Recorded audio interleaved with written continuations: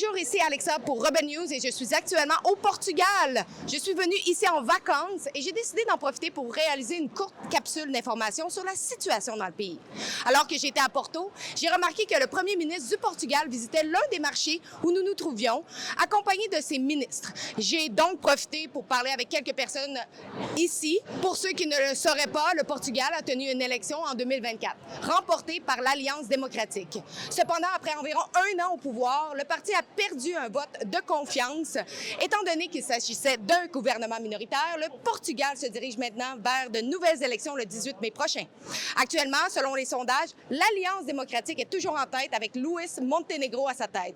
Beaucoup de gens sur le terrain considèrent cette élection comme une perte de temps et d'argent. J'ai également eu une entrevue avec quelqu'un qui représente le gouvernement et je vous laisse sur l'entrevue complète. So today we have our Prime Minister as well as ministers and Secretary of State just hanging here at the markets of Bulhão.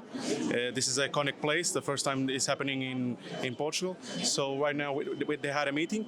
All the ministers had a meeting regarding the situation in Portugal, which we have a political crisis regarding the fall of the government, and this is what's happening right now in Portugal. For the people who don't follow the situation in Portugal regarding politics, can you explain what happened, the crisis and the non-confident vote?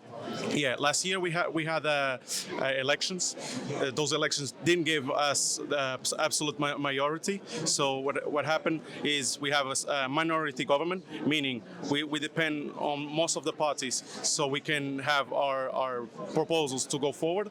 Since we had a situation allegedly regarding some companies from the Prime Minister, we had two censure motions and one confidence motion. Those first two censure motions were rejected by the whole Parliament, but the confidence motion, which the government uses its ability to ask the Parliament if they have the confidence of the Parliament to work, it was also rejected. That meaning that gave us the situation we are now, which we have to call for elections since we have a management government. So basically that's it. Because you had an election a year ago and the Socialist Party was defeated. So what is the main concern that the party have to go to an election? The main concern right now is to get something that is not on the public sphere, meaning it's only basically the business life that our Prime Minister had before. That is being questioned, but most of the parties on the Parliament, and this is what the main concern, that there's not the Portuguese people's lives being talked about, but only his life, his professional life before. I know that in Portugal, like other countries, have a big issue with immigration.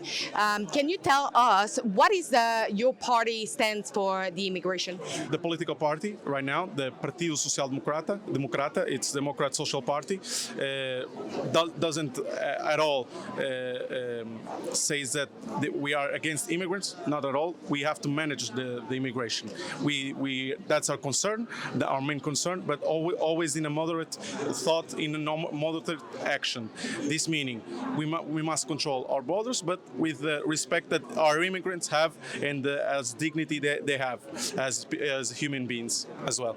Do you have any concern? Because I heard recently that the European Commission, European Parliament, wants to impose a fee, like a ticket or fines, to countries that refuse to take their part on immigration.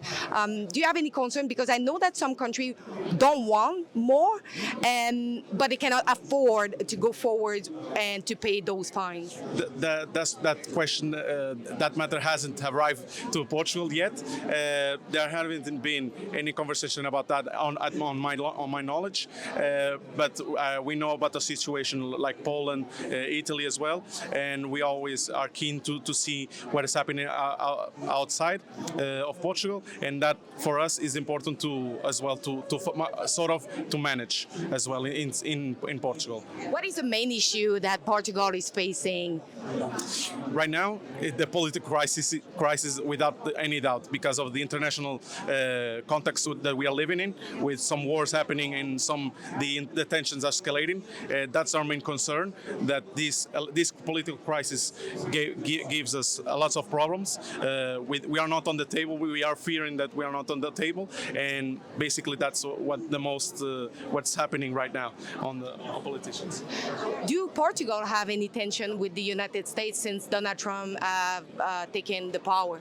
Not at all. We have great relations with the United States. They are our main. We had a base of them in our economic zone, exclusive economic zone, meaning we had a base in Lajes, in Azores, and we have perfect relations with the United States. We haven't been taking any bad sides on this matter. So at this moment, we are in good relations, and we hope to continue with the good relations with the United States and Portugal as well. From a point of view from Portugal, how do you see things happening in America? With all due respect, the situation that is in between Canada and the United States, that's only between them.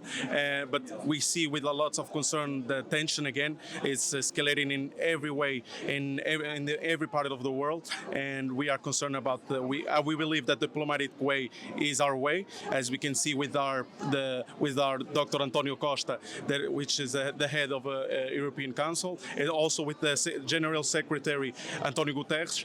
They are the perfect diplomats for any tensions that might lead. So I believe what we see with a lot of worry, but with a lot of hope as well, that everything will be okay.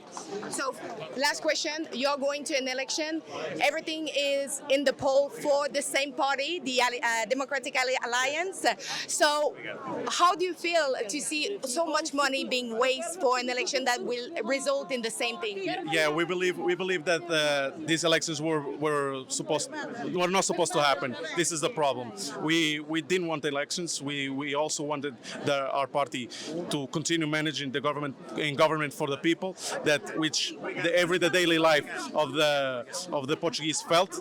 This was mostly a provoked election, and we cannot not let that, and not the Portuguese will let this happen. That's why we are on the polls ahead of.